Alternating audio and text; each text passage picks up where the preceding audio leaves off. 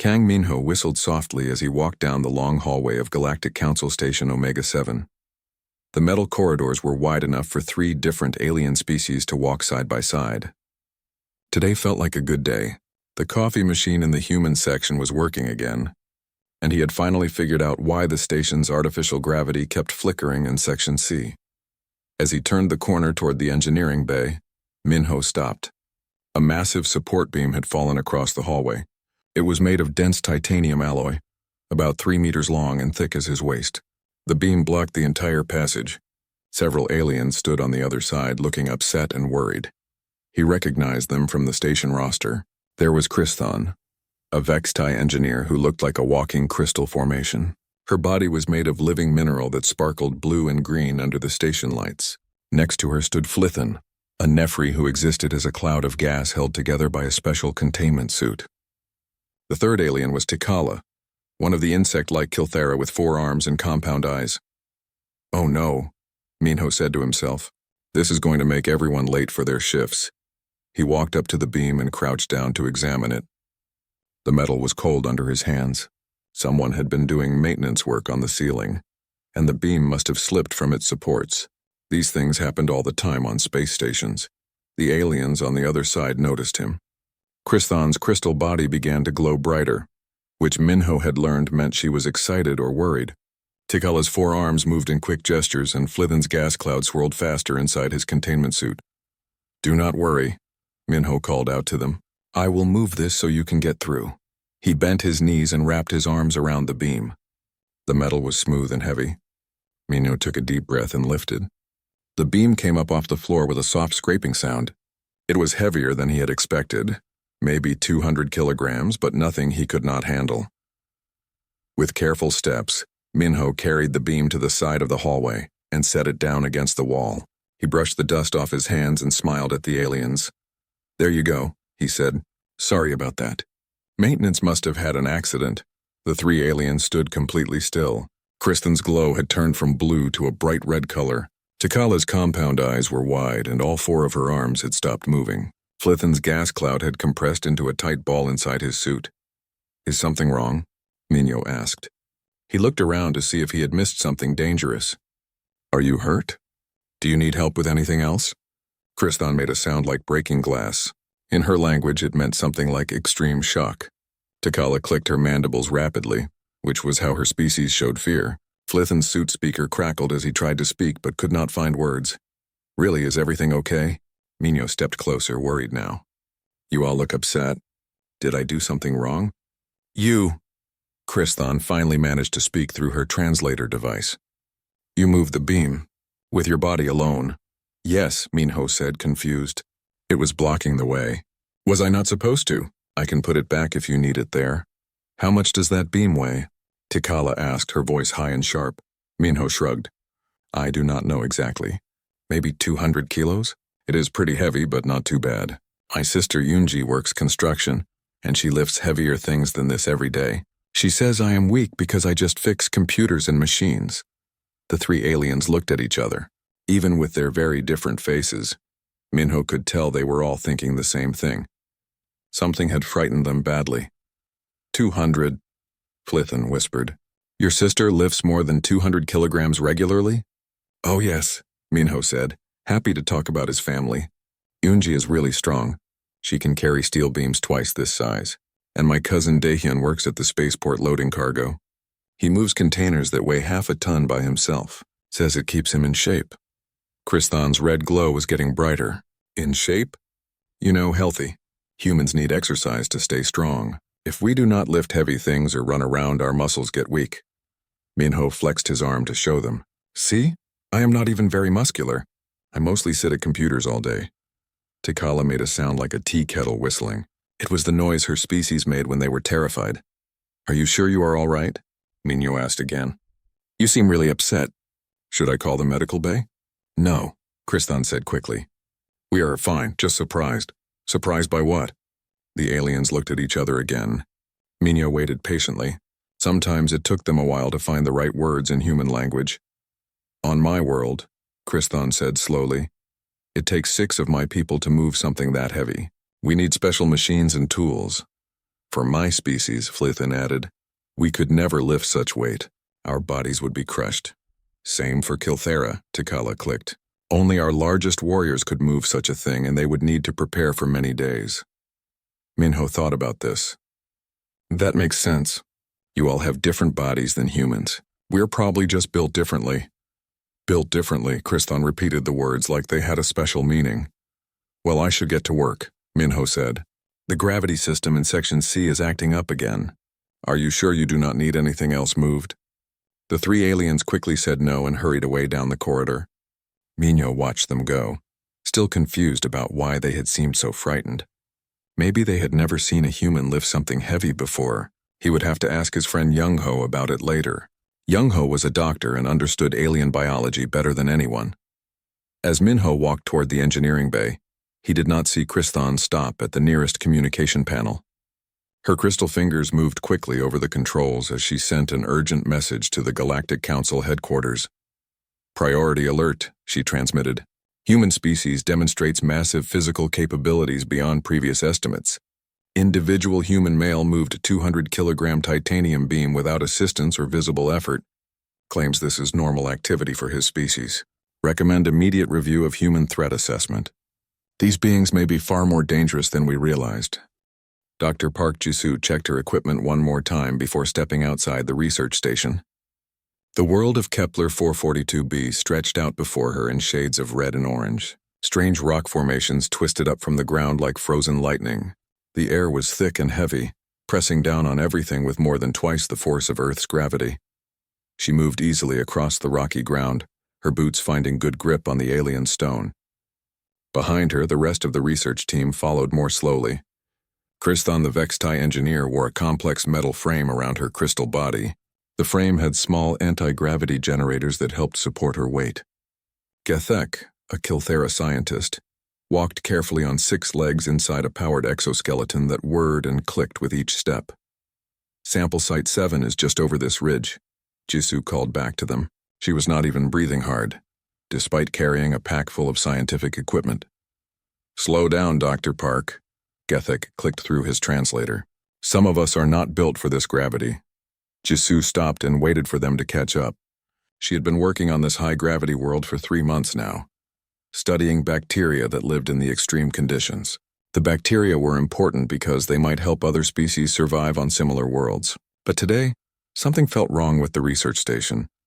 Is it just me, or does the gravity feel stronger today? Kristhon asked. Her support frame was working harder than usual, making small whining sounds. Jisoo looked around. Small rocks that should have been rolling down the hill were pressed flat against the ground. Her equipment pack, which usually felt light, seemed a bit heavier than normal. You are right, she said. Something is not normal. They made their way back to the research station quickly. Inside, warning lights flashed red across all the control panels. The station's computer spoke in 3 different alien languages, all saying the same thing. Attention, gravity amplifier malfunction. Seek shelter immediately. Jisoo ran to the main control room. The gravity control system was sparking and smoking. Numbers on the screen showed that gravity in different parts of the station was jumping between 3 and 5 times Earth normal. How bad is it? Kristhon asked. Her support frame was making loud grinding sounds now. Very bad, Jisoo said, reading the displays. The amplifiers that control our artificial gravity are overloading. If they explode, some areas could reach 8 times normal gravity. Gethek's exoskeleton began to shake. 8 times? That would crush us. Not all of us, Jisoo said quietly. She was already moving toward the emergency repair kit. I need to get to the main amplifier and shut it down manually. You cannot. Kristhon's crystal body flashed bright yellow with fear. The main amplifier is in Section 4. According to these readings, that area is already at 4 times normal gravity. Jisoo checked the readings again. Kristhon was right. Section 4 was showing 4.2 times Earth gravity and climbing. For the aliens, it would be like being crushed under a mountain. I can handle it, Jisoo said. She picked up the repair kit and a portable power supply. Together, they weighed about 30 kilograms. I grew up in Seoul. My family used to hike in the mountains every weekend for fun. Hiking is not the same as this. Gethek protested. My brother Dongyun does rock climbing. Jisoo continued, already walking toward Section 4. He trains in gravity chambers that go up to 6 times normal. Says it makes regular climbing feel easy. The aliens watched in horror as Jisoo walked calmly into the high-gravity zone. They could see her on the security monitors, moving through corridors where they would have been flattened in seconds. In Section 4, Jisoo felt the extra gravity pressing down on her shoulders and back. It was like carrying a heavy backpack, but she had done that many times while hiking. Her legs were strong from years of walking up mountain trails. Her breathing stayed steady as she worked on the gravity amplifier. The repair took 20 minutes. Jisoo had to crawl through maintenance tunnels where the gravity reached 5 times normal. She replaced blown circuit boards and rerouted power cables. The work was hard but not impossible. "Status report," she called over the radio. "Jisoo." Kriston's voice was full of worry. "Get out of there." Gravity in Section 4 just jumped to 5.7 times normal. "I know," Jisoo said calmly. "I can feel it. But I'm almost done." While she worked, an alarm sounded from another part of the station. On the monitors, the aliens could see that Killen, a young Kilthera researcher, had been caught in Section 3 when the gravity surged. His exoskeleton had failed, and he was trapped under equipment that had fallen on him. "Someone needs to help Killen." Gethek clicked frantically. "We cannot reach him," Kriston said. "Section 3 is at 4.5 times gravity. Our equipment cannot function there." Through the radio, they heard Jisoo's voice. "I am going to get him." The aliens watched on the monitors as Jisoo finished her repairs and then walked into Section 3. The gravity there was strong enough to crush most beings instantly. But Jisoo moved like she was walking through water instead of a crushing force. She found Killen pinned under a fallen storage cabinet. The cabinet was made of solid metal and weighed over 300 kilograms. In the high gravity, it weighed more than a ton. "Do not worry," Jisoo told the injured Kilthera. "I will get you out." She bent down and lifted one end of the cabinet. Her muscles strained, but slowly the heavy metal rose off Killen's body. With her free hand, she pulled him out from under it and then carried him toward the safe zone. "Impossible," Kriston whispered, watching the monitors. Jisoo carried Killen through corridors where the gravity would have turned both aliens into paste. She moved steadily, breathing hard but never stopping. When she finally reached the safe zone, she was sweating but smiling. "There," she said, setting Killen down gently. "Are you hurt badly?" Killen's compound eyes stared at her in amazement. You carried me through 5 times gravity. How?" Jisoo checked his injuries while she answered. "It was not that bad. Like I said, I used to hike mountains. And my dad always said that when someone needs help, you find a way to help them." "Your father said that?" Kriston asked. "Yes. He grew up during hard times in Korea. His family had to carry heavy loads long distances just to survive. He says humans are built to keep going when things get difficult." The aliens looked at each other. None of their species could survive what Jisoo had just done. She had walked through gravity that would kill them, lifted weights that would crush them, and acted like it was just another day at work. "Dr. Park," Gethek said slowly, "what do humans consider difficult?" Jisoo thought about it while she bandaged Killen's injured arm. "I guess really difficult would be like what my grandmother went through. She lived through a war, raised 6 children with very little food, and worked in rice fields for 16 hours a day. Now that was hard."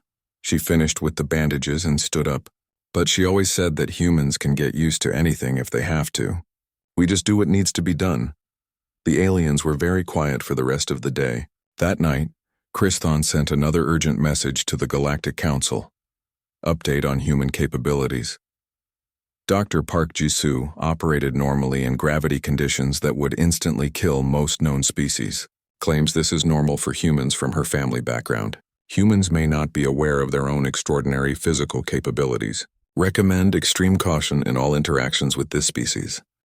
Captain Lee Hunwoo felt the ship shake as another piece of debris hit the hull. The exploration vessel Harmony was deep in an asteroid field, and things were going very wrong. What should have been a simple survey mission had turned into a fight for survival.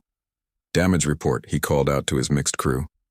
"Main engines are offline," reported Kim Summon, the human engineer. Her fingers flew over the control panels as she tried to reroute power. "Hull breach in sections 4 and 7. Life support is failing in the rear compartments." At the navigation station, Silthan the Vextai was flickering between different colors. For his crystal species, rapid color changes meant extreme stress. "Captain, we are drifting deeper into the asteroid field. Without engines, we cannot escape.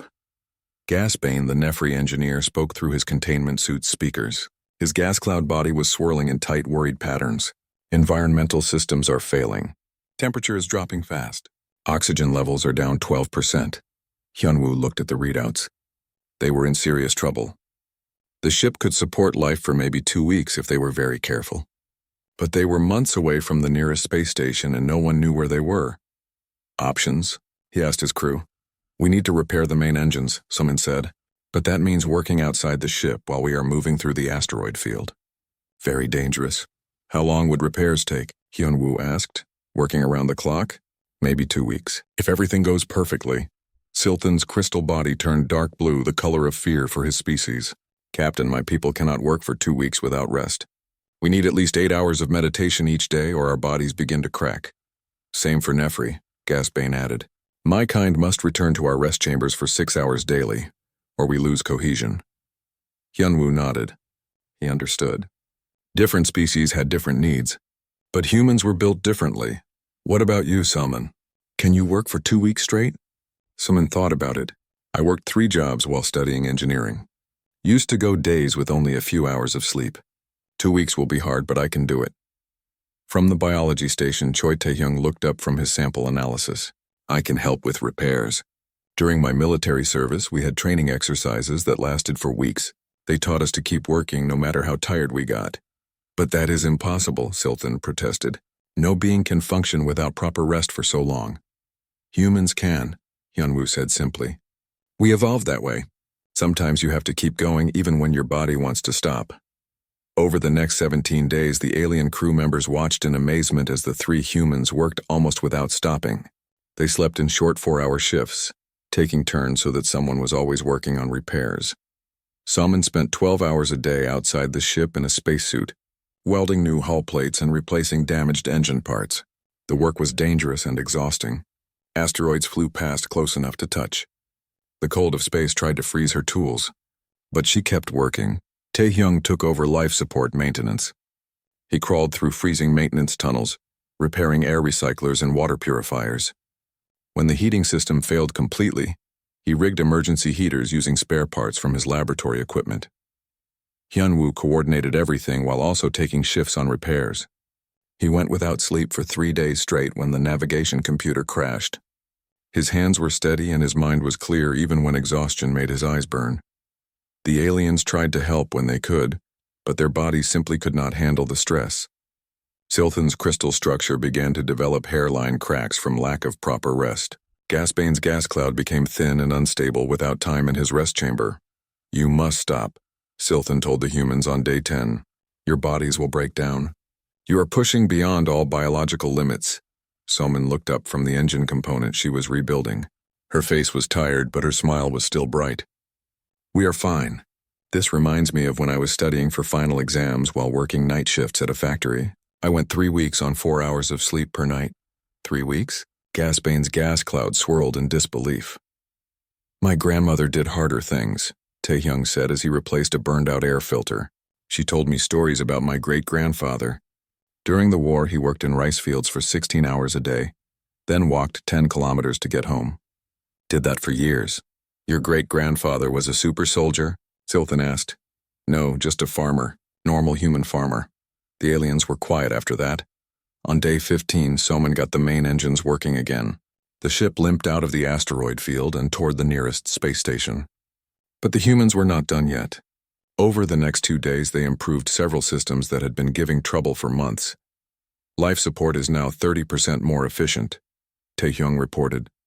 And I fixed that problem with the water recycler that was making everything taste funny. Navigation computer is running better than it did when we left port, Hyunwoo added. Salman upgraded the processing cores while she was rebuilding them. When they finally reached the space station, the aliens were amazed to see the humans still alert and active. They had worked for 17 days with almost no rest, survived in freezing temperatures, and even made improvements to their ship. How? Silthan asked as they docked. How are you still functional? Honestly? Salman stretched her back and yawned. I'm really tired.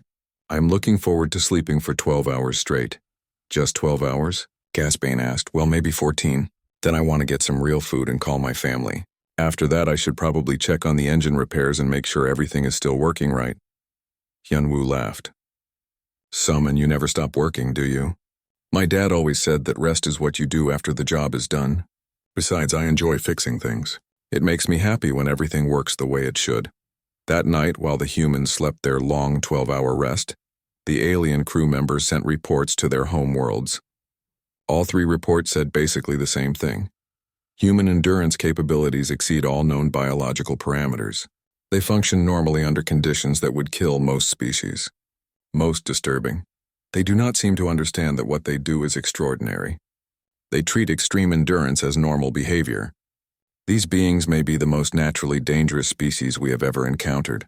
But in the human quarters of the ship, Hyunwoo was talking to his wife on Earth through the communication system. "How was your mission, honey?" she asked. "Not too bad," he said. "We had some engine trouble, but the crew pulled together and fixed everything. Soman and Taehyung worked really hard. That is good. Your daughter wants to know if you saw any cool space rocks." Hyunwoo smiled. "Tell her I saved some pictures of the asteroid field. It was actually quite beautiful, even though it was a little dangerous." "A little dangerous?" His wife laughed. "You always say that. Remember when you climbed that mountain during the storm and said it was a little challenging? That was different. The storm was not that bad." As Hyunwoo talked with his family about normal things, he had no idea that 3 different alien species now considered humans to be the scariest beings in the galaxy. Dr. Bae Young-ho was having a quiet day in the medical bay when the emergency alarm started screaming.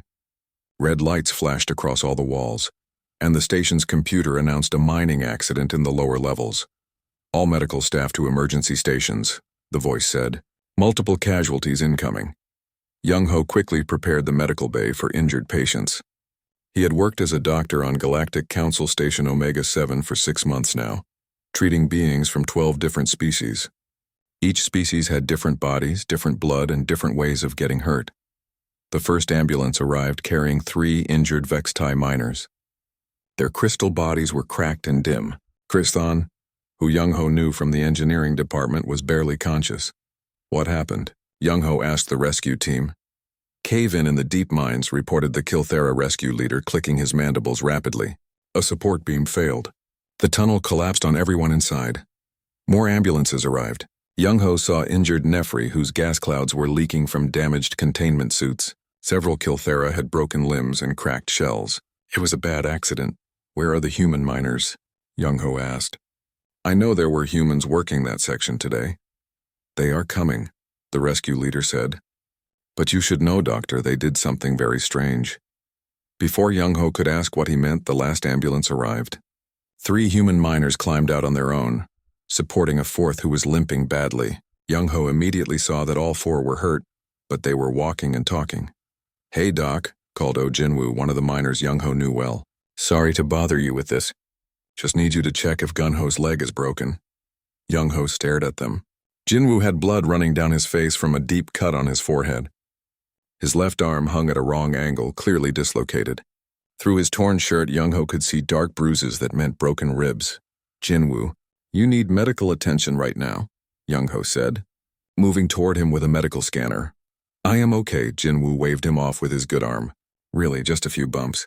But Gun-ho hit his leg pretty hard when the rocks fell." "A few bumps?" Young-ho ran his scanner over Jinwoo's body. The readings made him stop and check the scanner twice. "Jinwoo, you have 3 broken ribs, a dislocated shoulder, severe lacerations, and internal bleeding." "Really?" Jinwoo looked down at himself like he was noticing the injuries for the first time. "Huh, I guess that explains why breathing hurts a little." The alien medical staff had gathered around, listening to this conversation with growing horror. Mistral, the chief medical officer, was a Nefri whose gas cloud was swirling in tight, worried patterns. "A little?" Mistral's voice came through his suit speakers. "Those injuries would have killed most beings instantly." "Killed?" Jinwoo looked confused. "No, they just hurt some. I have had worse." "Worse than internal bleeding and broken ribs?" "Sure. Last year I fell off a construction crane and broke my leg in 3 places. Now that really hurt." Jinwoo smiled. "My wife Minji was so mad at me for being careless." Young-ho was reading the medical scans of all 4 miners. The results were incredible. Even the lightly injured ones had damage that would have put any alien species in critical condition. "Jinwoo, how did you get out of the mine?" he asked. Well, when the tunnel collapsed, rocks pinned down some of the alien miners. We could not just leave them there. Jinwoo sat down on an examination table while Young-ho worked on his shoulder. So we dug them out and carried them to safety. You carried them? With these injuries? The Vextai are not very heavy, Jinwoo said. And somebody had to help them. They were hurt and scared. Mistral floated closer to examine Jinwoo herself. You carried injured beings through a collapsed mine tunnel while suffering from internal bleeding? I mean, yes, but what else could we do? Leave them to die? Young-ho looked at the rescue team leader. Is this true? Very true, Doctor, the Kiltheric clicked. When we reached the accident site, the humans had already rescued all the alien miners. They carried beings twice their size through dangerous rubble. Oh, Jinwoo personally carried 3 unconscious Vextai to safety. 3? Young-ho asked. Well, they needed help, Jinwoo said, and I was not hurt that badly. Just some broken ribs. Mistral's gas cloud compressed into a tight ball, which meant she was experiencing extreme shock. Just some broken ribs? Those injuries would have rendered any other species unconscious from pain. Pain? Jinwoo thought about this. I guess it does hurt. But pain is just pain, you know? You can work through it if you have to. Work through it? Sure. My wife Minji gave birth to our daughter without any pain medicine. Said she wanted to experience it naturally. And my father-in-law Won-shik still works construction at age 70. He has a replacement hip and arthritis in both hands. But he says staying busy keeps him young. The alien medical staff looked at each other with what could only be described as terror. Your wife chose to experience the pain of childbirth? Mistral asked. Yes, she said pain is temporary, but the memory of being strong lasts forever. Jinwoo smiled proudly. She is much tougher than me. Young-ho continued treating Jinwoo's injuries while listening to this conversation. As a human doctor, he knew that Jinwoo's attitude was completely normal. But seeing the aliens' reactions made him realize how unusual it must seem to other species. Dr. Bay, Mistral said quietly, what is the human tolerance for pain? Young-ho thought about how to explain this.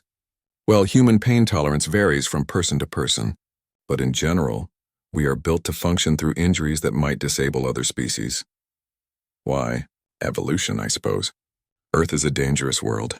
Humans who could not work through pain and injury did not survive long enough to have children. Your entire species evolved to ignore life-threatening injuries? Not ignore them.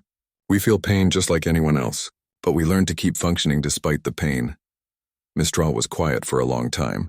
Finally, she asked, what would it take to actually stop a human from working? Young-ho considered this carefully. Death, I suppose. Though even then, some humans have been known to keep fighting for a few minutes after receiving fatal injuries. Fighting after death? Not literally after death, but there are documented cases of humans continuing to function for short periods, even with injuries that are definitely fatal. The alien medical staff began backing away from the human patients. Young-ho noticed their fear and tried to reassure them. Look, we are not dangerous, he said. Yes, humans can function through injuries that might stop other species. But we use that ability to help others, not hurt them. Like today, Jinwoo and his team used their pain tolerance to save alien lives. That is exactly what makes you so frightening, Mistral whispered. You do not even understand how terrifying you are. Later that day, while Jinwoo and the other miners were recovering, Young-ho received a call from his colleague on Earth. How are things on the space station? Dr. Kim asked. Interesting, Young-ho replied. I treated some human miners today who worked through injuries that would have killed most alien species. They acted like it was no big deal. Sounds normal. Remember that construction worker last month who finished his shift with a broken back? Right. I think the aliens are starting to realize that humans are built differently than they expected. Well, do not scare them too much. We want to make friends, not enemies. As Young-ho ended the call, he did not know that Mistral was already sending an urgent report to the Galactic Council Medical Board. Human pain tolerance and injury resistance exceed all known biological parameters. They function normally with damage that would kill other species. Most concerning, they appear completely unaware of how extraordinary their capabilities are. Request immediate review of human physiology data. These beings may be living weapons disguised as peaceful explorers.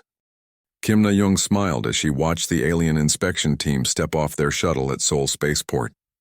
After months of reports about dangerous humans, the Galactic Council had decided to visit Earth and see where these supposedly terrifying beings came from. The team looked nervous.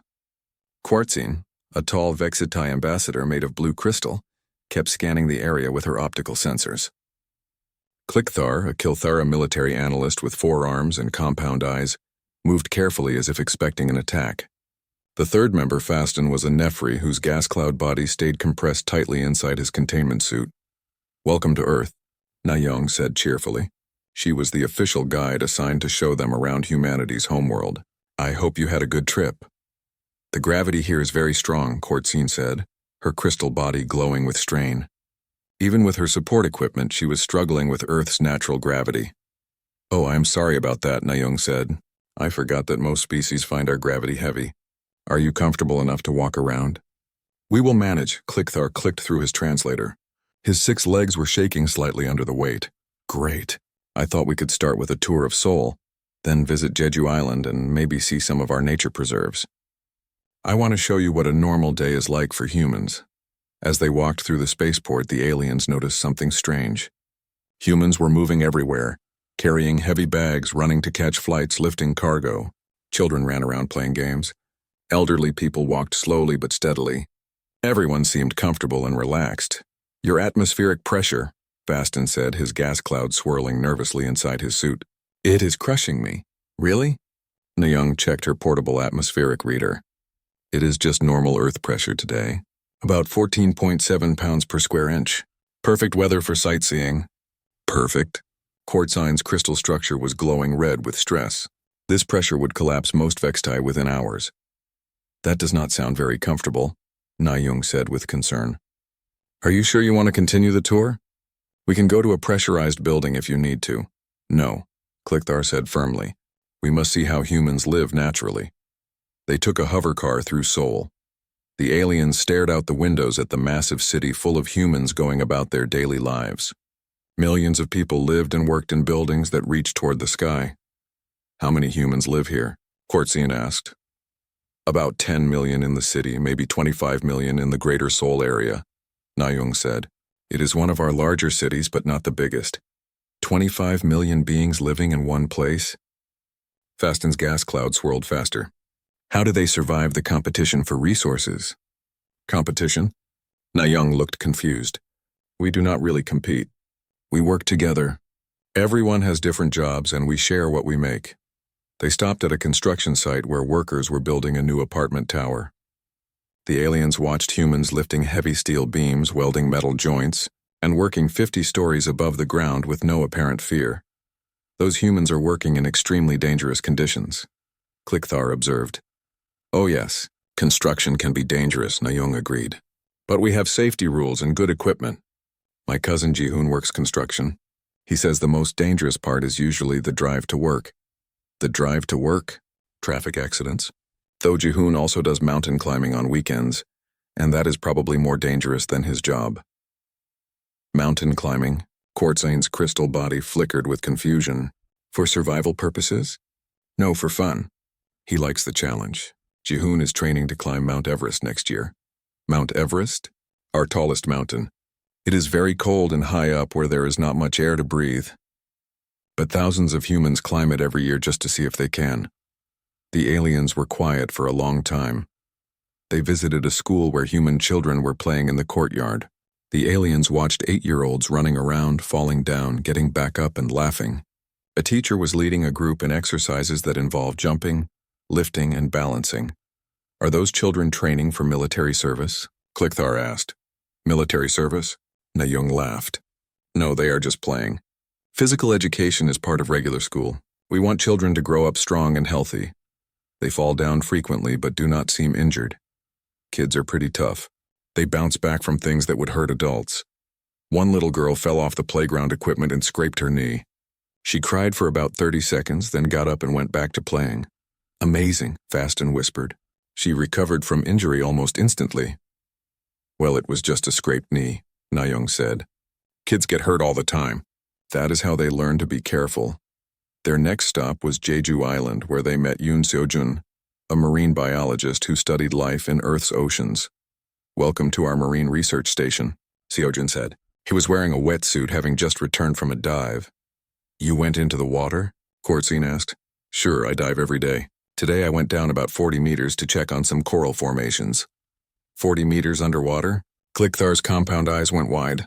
The pressure at that depth would crush most beings. Really, I never thought about that. I have been diving since I was 12 years old. My whole family does it. Seojin showed them videos of Earth's oceans. The aliens saw massive creatures swimming in crushing depths, powerful currents that could tear apart a starship, and storms that covered thousands of kilometers. These are your planet's oceans? Fastin asked. Yes, beautiful are they not? I love studying the creatures that live in the deep water. Some of them live under pressure that would flatten a space station. And humans swim in these death traps. Death traps? Seojin looked confused. The ocean is not that dangerous if you know what you are doing. Sure, you have to be careful of sharks and jellyfish and strong currents. But millions of humans swim and dive for recreation. Recreation? Fun. My friend Ariam just finished swimming across the English Channel. That is about 35 kilometers of cold, rough water. She did it to raise money for charity. The final stop was the DMZ, the nature preserve between North and South Korea. Bang Kyungmin, a former soldier turned park ranger, met them there. This used to be one of the most dangerous places on Earth, Kyungmin explained. Two armies faced each other across this line for decades. Now it is a protected habitat for wildlife. You turned a war zone into a nature preserve, Kortzin asked. Yes. When the fighting stopped, we realized that all the plants and animals had thrived here because humans left them alone, so we decided to keep it that way. They walked through forests full of rare birds and flowering plants. Kyungmin pointed out deer, wild boar, and even some bears in the distance. Are those creatures dangerous? Clickthar asked. The bears can be if you surprise them or get between a mother and her cubs. But mostly they avoid humans. We try to give them plenty of space. You allow deadly predators to live near your population centers? They are not really predators to humans. Bears mostly eat plants and fish. Besides, this is their home too. We think it is important to share the planet. As the day ended, the three aliens sat quietly in their hotel room, trying to process what they had seen. This planet should be uninhabitable, Kortzin said finally. The gravity, the atmospheric pressure, the dangerous wildlife, the massive storms. Yet billions of humans live here comfortably, Clickthar added. They treat conditions that would kill us as normal background factors. Worse, Fastin said. They seek out even more dangerous conditions for entertainment. Mountain climbing, ocean diving, extreme sports. And they have no idea how extraordinary they are, Kortzin concluded. When we express fear about their living conditions, they try to make us feel better. They are concerned about our comfort. The three aliens looked at each other, finally understanding what they were dealing with. We are not observing a warrior species, Clickthar said slowly. We are observing a species so naturally powerful that they have evolved to be gentle, because anything else would have destroyed them. That night, they sent their final report to the Galactic Council. Earth is classified as a Class 12 death world. Conditions here would kill most known species within hours. Humans have not only adapted to these conditions but consider them pleasant and comfortable. They actively seek out even more extreme environments for recreation. Most importantly, they show no awareness of how dangerous they are. Recommend immediate reclassification of humans as the most naturally powerful species in known space, but also as the least likely to use that power aggressively. They are too strong to be threatened by others, and too kind to threaten anyone else.